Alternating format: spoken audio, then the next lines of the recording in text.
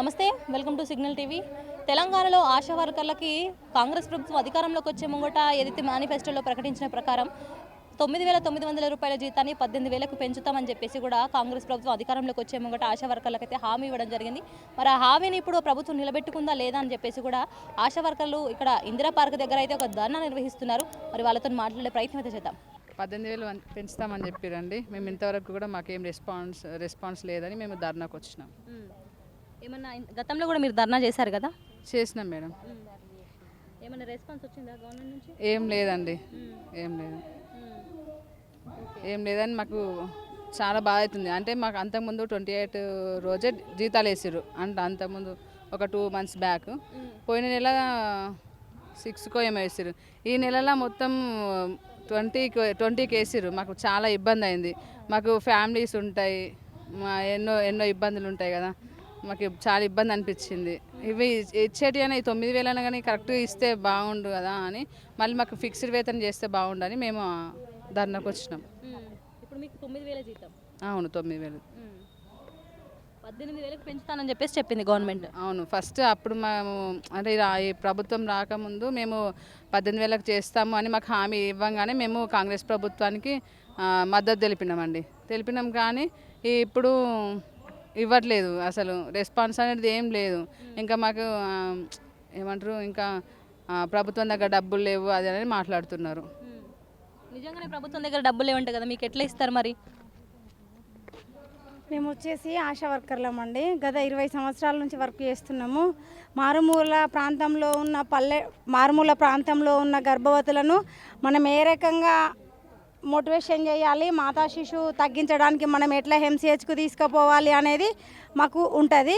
Immunisation కానీ, govt deliveries కానీ, విలేజ్లకు వచ్చే టీబీ కానీ, మలేరియా కానీ, డెంగ్యూ కానీ ఇట్లాంటివన్నీ మేము చేస్తూ ఉంటాము. అంటే మమ్మల్ని ఫస్ట్ ట్రైనింగ్ తీసుకున్నప్పుడు ఒక 25 రూపాయలు జీతం వచ్చేది. మన తెలంగాణని సాధించుకున్న తర్వాత ఏమైంది, ఫస్ట్ ఆఫ్ ఆల్ కేసీఆర్ గారు పిలిచి మాట్లాడి అన్నం పెట్టి 6,000 రూపాయలు ఏకంగా పెంచిండు. మళ్ళీ ఒక 6 months తర్వాత మళ్ళీ 7,500 చేసిండు. మళ్ళీ కొద్ది రోజుల తర్వాత మళ్ళీ ఒకసారి కలిసి రెండో పీరియడ్ వచ్చినాక ఏం చేసిండు, 9,900 రూపాయలు ఆశాలకు చేసిండు. సార్ మాకు ఈ జీతం సరిపోవడం లేదు, ఈ పెరిగే ధరలను బట్టి అనుకూలంగా ఉండాలంటే బతకలేకపోతున్నాం సార్ అని అంటే 10,000 చేసిండు. 10,000 చేసిండు కాబట్టి ఇప్పుడు ఉన్న ప్రభుత్వము మీకు 18,000 వేతనం ఇస్తానని హామీ ఇచ్చింది, మేనిఫెస్టోలో పెట్టింది. మేము కాంగ్రెస్ ప్రభుత్వం గారిని, రేవంత్ రెడ్డి గారిని, ముఖ్యమంత్రి గారిని మేము ఏమడుగుతున్నామంటే, అయ్యా మా కష్టాలను గుర్తించి, మా సేవలను గుర్తించి, అప్పుడు రిక్రూట్మెంట్ కాంగ్రెస్ ప్రభుత్వంలో చేసిండ్రు. ఇప్పుడు మన ప్రభుత్వం కావాలని మద్దతు ఇచ్చినాము. మన ప్రభుత్వం వచ్చింది. గత ప్రభుత్వం ఎట్లనైతే పిలిచి ఆశాలకు 10,000 రూపాయలు చేసిండ్రో, ఇప్పుడు మీరు ఇచ్చిన హామీని మేనిఫెస్టోలో పెట్టింది 18,000 రూపాయలు అయితే ఏదైతే ఇస్తానని అన్నారో అది ఇవ్వమని మేము ఈరోజు ధర్నా చేయడానికి కారణము అది. మెయిన్గా పని ఒత్తిళ్ళు, ఆన్లైన్ ఒత్తిడి. ఆశా వర్కర్లు అంటే విలేజ్లో పనిచేస్తారు. 9 to 4 డ్యూటీ మాకు, డే లేదు నైట్ లేదు, 24 గంటలు. పొద్దున్న దాకా విలేజ్లో డ్యూటీ చేసి వచ్చినా కానీ నైట్ డెలివరీ వచ్చిందంటే అక్కడికి వెళ్ళడమే. అంటే మాకు రెస్ట్ అనేది మాత్రం లేదు. లక్షలలో జీతాలు తీసుకున్న వాళ్ళకు ఇంత పని ఒత్తిడి లేదు. కానీ ఏం జీతం లేకుండా 10కి 25కు పనిచేసే వాళ్ళకి మాత్రం 24 గంటలు ఆన్ డ్యూటీ. దీనికి మేము ప్రభుత్వాన్ని అడుగుతున్నాము. పని మేము చేయడానికి సిద్ధంగా ఉన్నాం, మా నుండి వర్క్ ఎంతైనా తీసుకోండి మీరు. కానీ కాకపోతే మేము ఏం అడుగుతున్నామంటే, మాకు చట్టం ప్రకారము ఒక చిన్న కుటుంబం, 4 కుటుంబం బతకాలి అని అంటే మీరు ఇచ్చే 10,000తో మేము బతకలేకపోతున్నాం. 20 ఏళ్ళ నుంచి మేము చేస్తున్నాం. ఇప్పుడు ఈరోజు బీపీలు వచ్చినాయి, షుగర్లు వచ్చినాయి, థైరాయిడ్లు వచ్చినాయి, అందరికీ హెల్త్ పరంగా చూసుకున్నా కానీ బాగాలేదు. మేము అప్పుడు 20 ఏళ్ళు ఉన్నాం, 25 ఏళ్ళు 30 ఏళ్ళలో చేసినాం. ఇప్పుడు ఒక్కొక్కరికి 45 ఏళ్ళు వచ్చేసినాయి. అంటే మేము చావుకు దగ్గరికి వెళ్తున్నాం. ఇప్పుడైనా మాకు 10 రూపాయలు ఇవ్వకపోతే మా కుటుంబాన్ని మేము ఏ రకంగా పోషించుకుంటాం? మా కుటుంబ భారం మాకు కష్టం అవుతుంది సార్, మాకు అన్నం పెట్టండి అని మేము అడుగుతున్నాం. ఎవరి ఒత్తిడి వల్లనో, ఎవరి పొలిటికల్ వల్లనో మేము ఇక్కడికి వచ్చి ధర్నా చేయడం లేదు. మా హక్కులను మేము నిరసన తెలుపుకునే హక్కు మాకు ఉంది కాబట్టి మా నిరసన మేము తెలుపుకుంటున్నాం. ఇప్పుడు మీరు జీతం పెంచమని చెప్పేసి అడగాలన్నా కానీ గవర్నమెంట్ దగ్గర నుంచి మీకు పైసలు రావాలి. ఇప్పుడు గవర్నమెంట్ దగ్గర పైసలు లేవు. అయితే ఇప్పుడు ప్రభుత్వ ఉద్యోగులందరూ ఎవరైతే ఉన్నారో వాళ్ళందరూ కూడా ప్రభుత్వం ఏ విధంగా అయితే అనుసరిస్తుందో దానికి కట్టుబడి ఉండాలని చెప్పేసి కూడా ముఖ్యమంత్రి గారు మాట్లాడారు. సంక్షేమ పథకాలు ఇవ్వడానికి చాలా ప్రాబ్లంగా ఉంది అని చెప్పేసి కూడా చెప్తున్నారు. మరి మీకు జీతాలు ఎట్లా పెంచుతారు మేడం? సంక్షేమ పథకాలకు, జీతాలకు, పారితోషకాలకు తేడా ఉంది. 1,00,000 రూపాయల జీతం తీసుకునే ఎంప్లాయీ 2 నెలలు వచ్చినా ఆయన గడుపుకోగలుగుతాడు. మాకు 9,900 ఇస్తుంది. ఆన్ డ్యూటీ 24 గంటలు డ్యూటీ తీసుకుంటుర్రు. పల్లెటూళ్ళల్లో అంతకుముందు కూలికి పోయేవాళ్ళు. ఇప్పుడు ఏ పని లేకుండా మేము ఈ పని మీదనే ఉంటున్నాం కాబట్టి మా ఆరోగ్యం బాగలేకపోయినా కానీ మేము తెచ్చుకునే పరిస్థితులలో మా దగ్గర లేదు. అటువంటిప్పుడు మాకు నెలసరి పారితోషికం మాకు ఇవ్వకపోతే మేము ఇంకెక్కడికి వెళ్ళి తెచ్చుకుంటాం? మా కుటుంబాలను ఎట్లా పోషించుకుంటాం? మాకు కుటుంబ భారం కష్టమవుతుందని కదా మేము ఈరోజు అడగడానికి వచ్చినాము. కుటుంబ భారం గతంలో కూడా మీరు ధర్నా చేశారు కదా?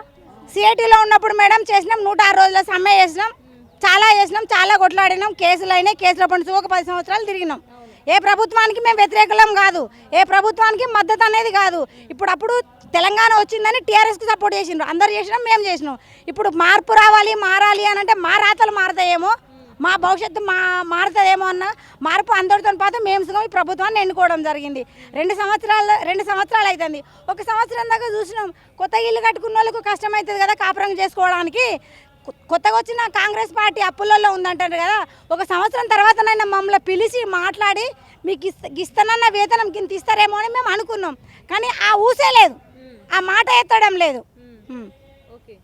అందుకే మేము ఈరోజు మా వేతనాన్ని పెంచమని మేము అడుగుతున్నాం. ఇచ్చిన హామీని నిలబెట్టుకోమంటున్నాం. మాకు వచ్చే 9,700 జీతం అనేది కనీసం గర్భవతులను తీసుకోవడానికి ఛార్జీలకే సరిపోతాయి. స్ఫూటం అని వాళ్ళను వారంలో 2 వారాల నుంచి దగ్గొచ్చిన వాళ్ళను తెమడ పరీక్ష వాళ్ళు ఊంచింది డబ్బా మేము దగ్గరకు పోయి తీసుకొని తెల్లవారి మేము పిఎస్సిలో అది టెస్ట్ చేయించాలి. ఎంత కష్టం చెప్పండి మీరే.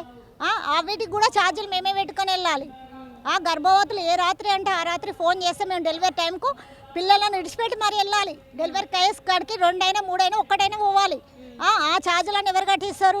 మా జీతంలోకేనే. రిపోర్ట్స్ అంటారు, రిపోర్ట్స్ ఏ రిపోర్ట్ వస్తే ఆ రిపోర్ట్ జిరాక్స్లో కూడా ఆ జీతంలోకేనే. మాకు అసలు ఏం మిగులుతాయి అలా చెప్పండి మీరండి. లివ్స్ ఉండేవి. డెత్ అయిందంటే అక్కడికి పోయి ఫోటో పెట్టమంటారు. డెత్ కాడికి పోయి మేము ఫోటో పెట్టి లివ్ తీసుకోవాలి. పెళ్ళిలోకి పోదామంటే ఇంట్లో పెళ్ళికైనా పర్మిషన్కి ఇవ్వరు. ఇంకా మాకేమున్నాయా చెప్పండి? గవర్నమెంట్ వాళ్ళకంటే జీతం ఉంటుంది, లివ్స్ ఉంటాయి, అన్నీ ఉంటాయి. మాకేముండే స్వచ్ఛందంగా అంటారు. స్వచ్ఛందంగా అంటే ఎప్పటిదాకా ఏమంటారు? మొత్తం ఏజ్ అయిపోయాక స్వచ్ఛందమేనా? మాకంటూ కడుపు లేదా? మాకంటూ ఏం లేదా? ఇక అది మేము పోరాడేదే అంత. మమ్మల్ని కొంచెం గుర్తించండి ఫస్ట్. 18,000 అంటే మరి గవర్నమెంట్ దగ్గర ఇవ్వడానికి కూడా పైసలు ఉండాలి కదా, మీరు కూడా ఆలోచించాలి కదా. 18,000 అంటే మేము వట్టిగా అడుగుతలేము కదా. మేము చేసే సేవను చూసి పెట్టండి. మేము సేవ చేస్తలేము, ఊళ్ళో తిరుగుతలేము, సేవ చేస్తలేము. మా వల్ల డెలివరీస్ ఎన్ని అవుతున్నాయి అది గమనించండి ఫస్ట్. అంతకుముందు గవర్నమెంట్ డెలివరీ అంటే భయపడేది, కానీ మేము నమ్మకం ఇస్తున్నాం. మేము వాళ్ళ వెంబడే ఉంటున్నాం. వాళ్ళ డెలివరీ అయ్యాక వాళ్ళ పాపను తల్లి దగ్గర తీసుకొని పాలు పట్టిస్తున్నాం. పాలు పట్టించి ఏ రాత్రి అయినా తెల్లారు ఆ రోజు ఉండాలని అంటే 2 రోజులైనా ఉండొస్తున్నాం. పిల్లల్ని విడిచిపెట్టుకొని ఉండొస్తున్నాం. ఇవన్నీ గుర్తించరా చెప్పండి మీరే. ఇప్పుడు కేసీఆర్ గారి హయాంలో గవర్నమెంట్ డెలివరీస్ బాగా అయ్యేవి, కానీ ఇప్పుడు గవర్నమెంట్ డెలివరీస్ వల్ల కొంచెం అది సంఖ్య అనేది తగ్గింది అని చెప్పేసి చెప్తున్నారు. నిజమేనా? లేదండి, తగ్గలేమే, ఇంకా పెరిగింది. మాతా శిశువులది మొత్తం పెరిగింది. డెలివరీస్ గవర్నమెంటే బాగా అవుతున్నాయి, ప్రైవేట్ అన్నీ ఆగిపోతున్నాయి. ప్రైవేట్ వాళ్ళు తగ్గుతున్నాయని వాళ్ళు ఒకటి ఫిక్స్ రేట్ పెట్టుకుంటారు. అయినా కానీ వాళ్ళని మేము పోనీయకుండా మేము గవర్నమెంట్ హాస్పిటల్కి వాళ్ళు ఎంబడి పోయి మరీ చేయిస్తున్నాం. ఆమె ప్రెగ్నెన్సీ అయిందన్న కాడ నుంచి వాళ్ళ అత్తను, మామను, వాళ్ళ భర్తను అందరినీ మోటివేషన్ చేస్తున్నాం. అందుకనే మా మాట నమ్మి మా మీద నమ్మకం పెట్టుకొని వస్తుండ్రు. మేము తీసుకెళ్తున్నాం. వాళ్ళు ఇప్పుడు ప్రైవేట్ పోతున్నట్టు ఆ టైంకి మేము పోయి మరి మార్చి తీసుకెళ్తున్నాం. అంత నమ్మకం మా మీద పెట్టుకుంటారు, వాళ్ళు వస్తారు. సో ఇప్పటివరకు మనతో ఆశా వర్కర్లు మాట్లాడింది చూస్తారు కదా. కాంగ్రెస్ ప్రభుత్వమే అధికారంలోకి వచ్చే ముందు కూడా చెప్పింది మార్పు కావాలి అని చెప్పేసి తెలంగాణకి అని చెప్తే మేము కూడా మా జీవితాలు బాగుపడతాయని అన్న ఉద్దేశంతో, మాకు జీతాలు పెరుగుతాయన్న ఉద్దేశంతో మేము కూడా కాంగ్రెస్ ప్రభుత్వానికి ఓటేసాము. ఓటేసి అధికారంలోకి వచ్చి 2 సంవత్సరాలు గడుస్తున్నా కానీ మాకు ఇచ్చిన హామీని ఇప్పటివరకు నెరవేర్చలేదు. ప్రభుత్వమే చెప్పింది మేమే పెంచుతాము 18,000కు మీ జీతం అని చెప్పేసి. ఆ మాట ప్రకారమే మేము అడుగుతున్నాం కానీ ₹1 కూడా ఎక్కువ అడగట్లేదు. కాబట్టి మాకు ఇచ్చిన హామీని నిలబెట్టుకోవాలని చెప్పేసి కూడా మేము ప్రభుత్వాన్ని కోరుతున్నాం. గతంలో కూడా మేము ధర్నా చేయడం అయితే జరిగింది. మరి మా మీద లాఠీ చార్జీలు అవన్నీ ప్రయోగించారు. ఇప్పుడు కూడా మేము శాంతియుతంగానే నిరసన తెలుపుతున్నాము. మా నిరసనను గుర్తించి మా జీతాలు ఏవైతే పెంచుతామని చెప్పేసి హామీ ఇచ్చారో ఆ జీతాలు పెంచాలని చెప్పేసి కూడా మేము ప్రభుత్వాన్ని కోరుతున్నామని ఆశా వర్కులు చెప్తున్న పరిస్థితి. కెమెరా పర్సన్ మహేష్తో శైల, సిగ్నల్ టీవీ, ఇందిరా పార్క్.